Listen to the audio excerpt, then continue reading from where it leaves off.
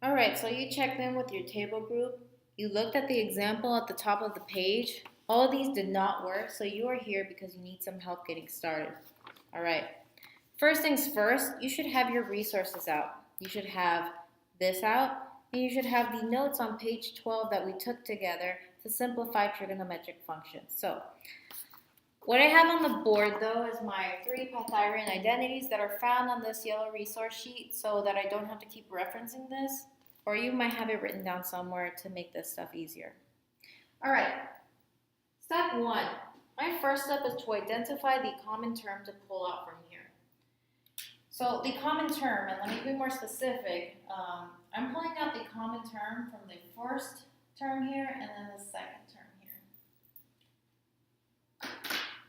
Here I notice there's a cosine and here there's a cosine. So that's in common. So I'm going to go ahead and pull out the cosine. I'm going to write cosine theta, and in parentheses I'll be writing what's left over. So I took cosine out from this first term, so what I'm going to do is take that out. I'm left over with just tangent squared theta. My plus comes down. I took out this whole cosine theta out, therefore I'm just left over with 1, because 1 times cosine theta is cosine theta. At this point, at this step, is when I'll be using my yellow resource sheet, or as you can see I have it written on the board there. I notice that this stuff in the parentheses is equal to something. If I look at Pythagorean identity number 2, tangent squared plus 1 is equal to secant squared. Therefore, this stuff right here is equal to secant squared theta. And then the cosine comes down. All right. When there's nothing else left to do and you can't simplify this further, you are done. You drop your parentheses.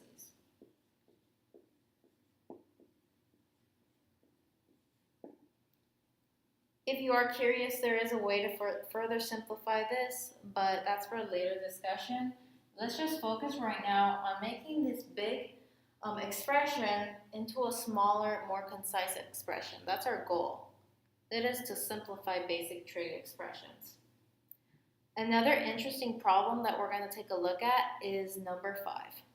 So go ahead and make sure you have this down, or you can just pause the video. Number 5 is an interesting one that we'll get to talk about.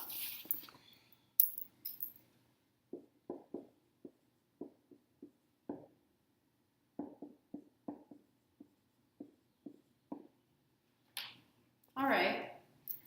So again, let's go through my steps. My steps is to look at my first and second term and identify if there is a common factor or a common term that I can pull out. Now, let's make sure we pay attention that we're actually factoring out the greatest common factor, not just a common factor, actually. So I'm going to go ahead and circle my first term. I notice there's 4 tangents there. And then I'm going to circle my second term. I notice there are 6 tangents there. The greatest amount of tangents that's common to both of these that I am able to pull out are 4 tangents. Therefore, on the outside of the parentheses, I'll be writing tangent to the 4th power. Inside the parentheses, I leave what's left over. Since I pulled out this whole tangent to the 4th power, I'm left over with 1. This plus sign comes down. Since I pulled out 4 tangents from the 6 tangents that are there, I'm left over with 2 tangents. Therefore, this one right here is just tangent to theta, because 2 tangents were left over, or that's the same thing as saying tangent squared. All right, now that I've factored out my common factor, what you would do is either look at your yellow resource sheet, or if you have it written down, you look over there at your 3 Pythagorean identities. Again, 1 plus tangent squared is equal to secant squared. This right here is equal to secant squared theta. And this tangent to the 4th theta just comes down.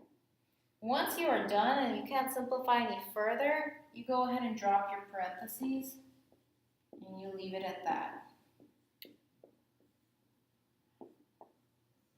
So we shrunk this into 1 term. That is the goal of simplifying trig expressions. All right, let's move on to more complicated examples.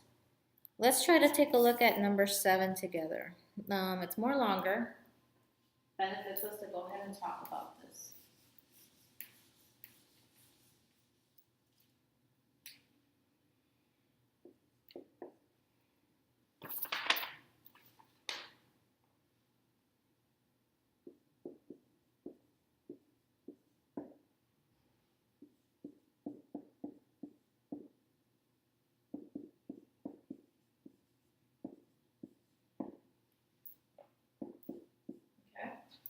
One thing is that I want to point out with problem number 7 is that instead of having 2 terms like you had in 1 and 5, you now have 3 terms going on here. I have my first term, and again, terms are separated by either a plus or minus sign. This is my second term, and this is my last term, which I will not circle, and there's a reason why. I'm not circling that plus one because when we're simplifying trig expressions, it helps to mostly factor from the parts that have the trig in them. So I'm going to disregard the 1 for now. Let's focus on these 2. So I have 3 tangents right here and a cotangent, and I also have 3 tangents here. I asked myself, what is the common term I could pull out from these 2 right here? The greatest common amount that I can pull out is 3 tangents. So what I'm going to do is I'm going to write tangent to the third because I'm able to pull out 3 of them. In parentheses, I'm going to write what's left over. Because I pulled out tangent to the third from this part, I'm left over with just cotangent squared theta. The plus right here comes down. Because I pulled out this whole tangent to the third, that's just going to be 1. Now what I'm going to do is close my parentheses because I took out tangent to the third from only the first 2 terms. Remember how I said I'm disregarding the 1? Now I'm going to bring the 1 down, so I have plus 1. Okay, now at this point, I take a look at what's inside the parentheses. I'm going to look either at my yellow resource sheet or at my notes, and I see that cotangent squared plus 1 is actually equal to the third Pythagorean identity, which is basically equal to cosecant squared theta.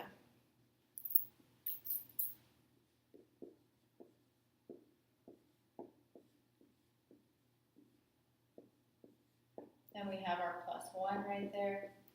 All right, so once you're done doing everything you can to simplify this, we drop our parentheses and we are basically finished.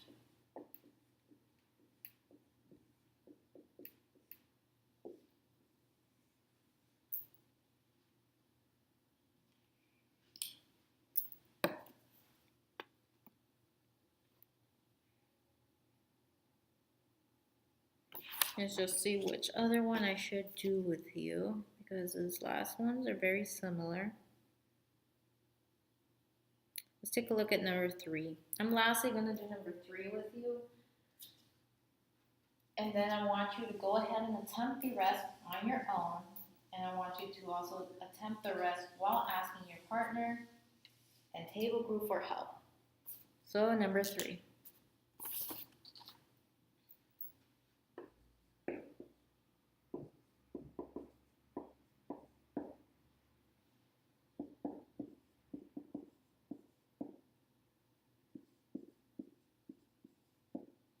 Okay, here is the problem. My technique is to mentally, I just separate these 2. If you want, you can do a circle on your first 2 terms. I identify what is the greatest common factor or term between these 2.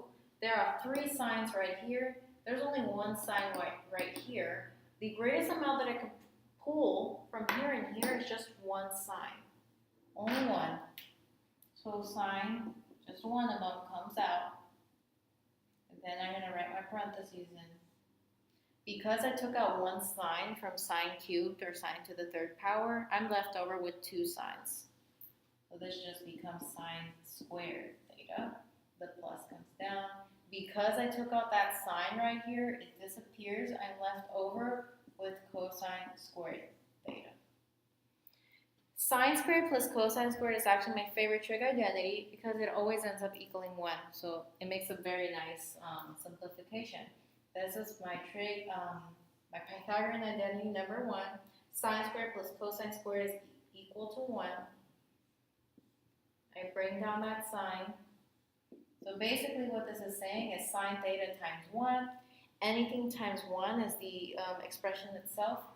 This is just equal to sine theta. So, as you can see, this giant E expression just became sine theta. They are equivalent. We're making big stuff smaller. We're simplifying. Now I expect you to get this done. If you're still stuck, please write the problem on the board. Otherwise, I expect to see you in office hours.